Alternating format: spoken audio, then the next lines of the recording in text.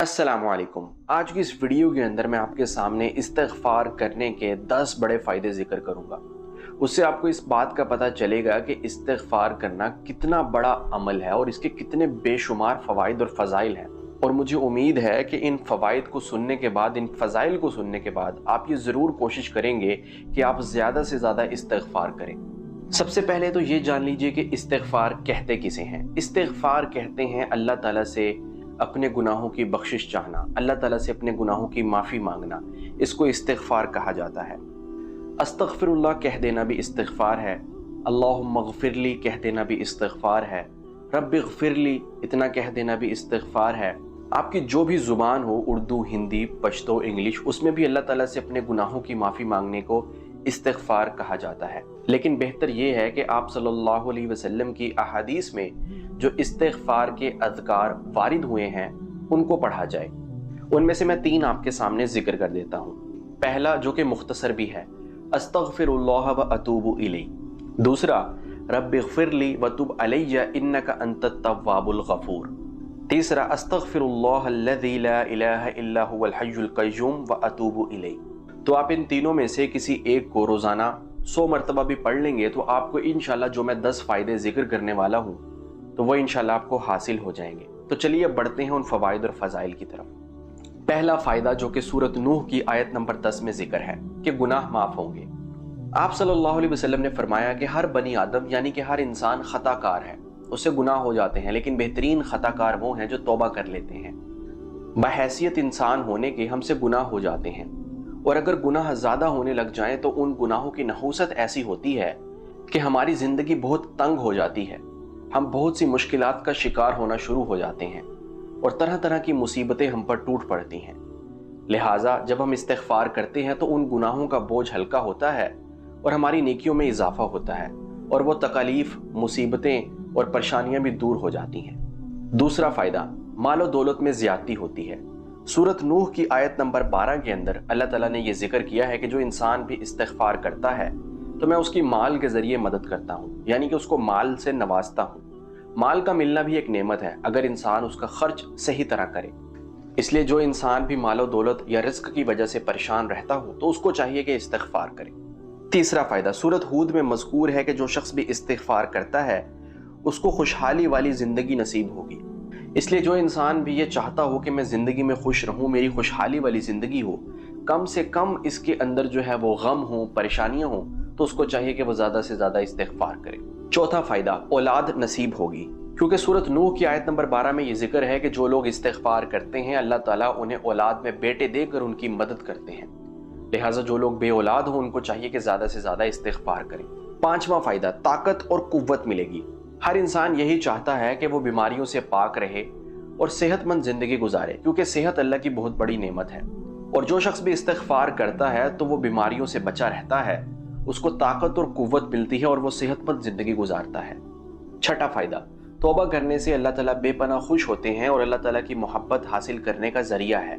आप ये सोचिए कि जिस बंदे से अल्लाह ताला राज़ी हो, जिस बंदे से अल्लाह ताला खुश हो, तो उसको और क्या चाहिए कि जब मालिक कायनात, खालिक कायनात, तमाम निज़ामात को संभालने वाली ज़ात अपने उस बंदे से खुश और राज़ी होगी तो वो क्या कुछ नहीं करेगी अपने बंदे के लिए। लिहाजा अल्लाह को खुश रखना चाहते हैं तो उसके लिए इस्तिग़फ़ार करें। सातवां फ़ायदा, तौबा और इस्तिग़फ़ार जन्नत में दाखिले और जहन्नम से नजात का सबब है।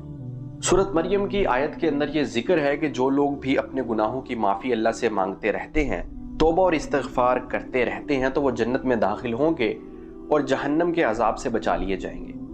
आठवां फ़ायदा, तौबा और इस्तिग़फ़ार फ़रिश्तों की दुआ लेने का सबब है। सूरह गाफिर के अंदर ये मज़कूर है कि जो इंसान भी तौबा और इस्तिग़फ़ार करता रहता है, अपने गुनाहों की माफ़ी अल्लाह से मांगता है, तो फरिश्ते, ऐसी मखलूक जो कि बेगुनाह है, जो मासूम है, वो अल्लाह के सामने उस बंदे के हक़ में दुआ करते हैं जो अल्लाह ताला से माफ़ी मांगता रहता है।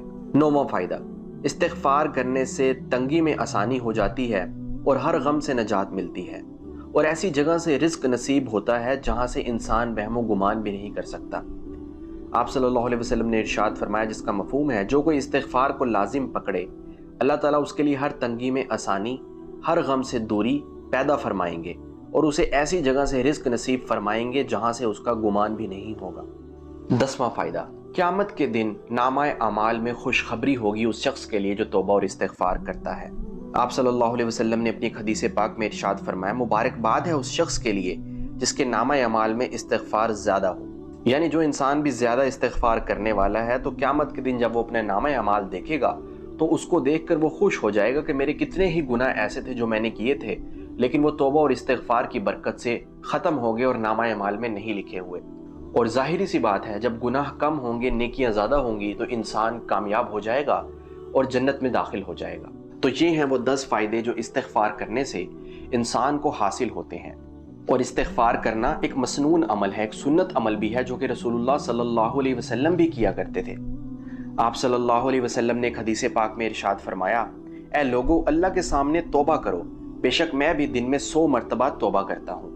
آپ یہ سوچئے کہ اللہ کے نبی، اللہ کے رسول جو کہ معصوم ہیں، جن سے گناہ نہیں ہو سکتا، وہ بھی دن میں 100 مرتبہ توبہ کرتے تھے اور اپنی امت کو یہ سبق دے رہے ہیں کہ تم بھی توبہ اور استغفار کرتے رہا کرو۔ ہم انسان ہیں، ہم سے گناہ ہو جائیں گے، لیکن ہم نے توبہ اور استغفار کا دامن نہیں چھوڑنا۔ آپ صلی اللہ علیہ وسلم نے ارشاد فرمایا، بے شک شیطان نے کہا تھا اللہ تعالیٰ سے، اے میرے رب، تیری ذات کی قسم، تیری عزت کی قسم، میں ہمیشہ تیرے بندوں کو گمراہ کرتا رہوں گا جب تک ان کی روحیں ان کے جسموں میں موجود رہیں گی۔ جواب میں اللہ تعالیٰ نے فرمایا، میری عزت کی قسم، میرے جلال کی قسم، میرے بلند مرتبے کی قسم، جب تک میرے بندے مجھ سے مغفرت طلب کرتے رہیں گے میں انہیں معاف کرتا رہوں گا۔ شیطان کی یہ پوری کوشش ہے کہ میں ان سے گناہ کرواتا رہوں، ان کو پھنساتا رہوں اپنے جال میں، ان کو گمراہ کر کے رکھوں۔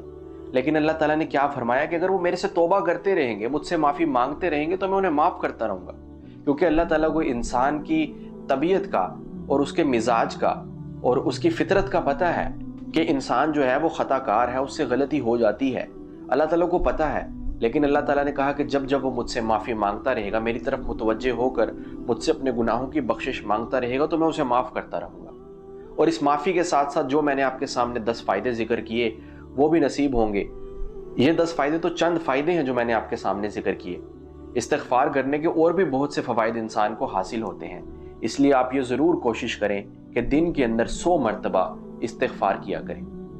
استغفر اللہ کہہ دینا بھی استغفار ہے، اللہم اغفر لی کہہ دینا بھی استغفار ہے، رب اغفر لی اتنا کہہ دینا بھی استغفار ہے۔ لیکن بہتر یہ ہے کہ آپ صلی اللہ علیہ وسلم کی احادیث میں جو استغفار کے اذکار وارد ہوئے ہیں ان کو پڑھا جائے۔ ان میں سے میں 3 آپ کے سامنے ذکر کر دیتا ہوں۔ پہلا جو کہ مختصر بھی ہے، استغفر اللہ و اتوب الیہ۔ دوسرا، رب اغفر لی وتب علی انک انت التواب الغفور۔ تیسرا، استغفر اللہ الذی لا الہ الا هو الحی القیوم واتوب الیہ۔